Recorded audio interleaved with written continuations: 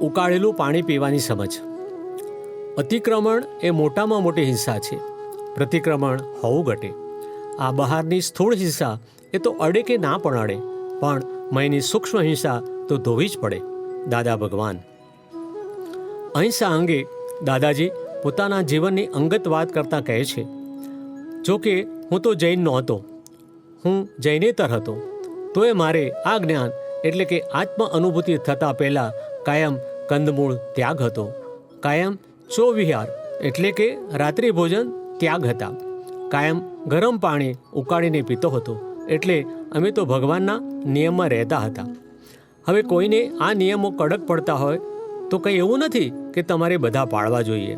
હું તમને કંઈ એમ ના કહું કે તમે આમ જ કરો. તમારાથી થાય તો કરજો.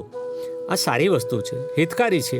ભગવાને તો હિતકારી જાણવા એ વાત કહી છે, એને પકડી રાખવા કે એના આગ્રહી થઈ જવા માટે નથી કહ્યું. એક સત્સંગી ભાઈ દાદાને પ્રશ્ન કરે છે, આ પાણીને ઉકાળીને પીવાનું કહે છે એ શાથી? દાદાશ્રી સમજ આપે છે, પાણીના એક ટીપામાં અનંત જીવો છે.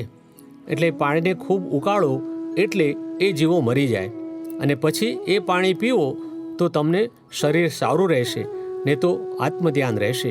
ત્યારે તેનું આ લોકો ઊંધું સમજી બેઠા છે. ભગવાને તો શરીર સારું રહેવા માટે બધા પ્રયોગ બતાવ્યા છે, એટલે ઉલટું પાણી ઉકાળીને પીવાનું કહે છે. આમ તો પાણી ના ઉકાળીએ તેને જીવ હિંસા પાડી કહેવાય. પછી ભલે ને આપણું શરીર બગડે, તેને બદલે ભગવાન પાણી ઉકાળીને પીવાનું કહે છે તો તમારું શરીર સારું રહે.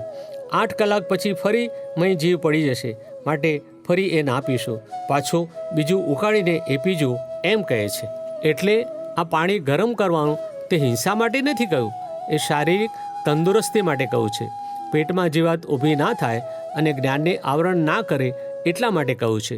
શરીર તંદુરસ્ત હોય તો તમે ધર્મ કરી શકો. ભગવાને તો એકેન્દ્રીય જીવને માટે આવી ભાંજગડ કહી જ નથી. આ તો લોકોએ બધું ઊંધું વાપી નાખ્યું છે. નહીતર ભગવાને એમ કહ્યું હોય કે ટાઢું પાણી જ પીજો, પાણી ઉકાળીને પીવાથી બધા જીવો મરી જાય, પણ એવું નથી કહ્યું. માટે વાતને સમજો. પ્રગટ અનુભવ જ્ઞાન સૂત્ર.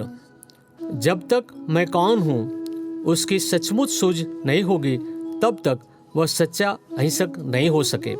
आत्मज्ञानी पुरुष की कृपा से भाव हिंसा बंद होने से ही इंसान सच्चा अहिंसक बनता है.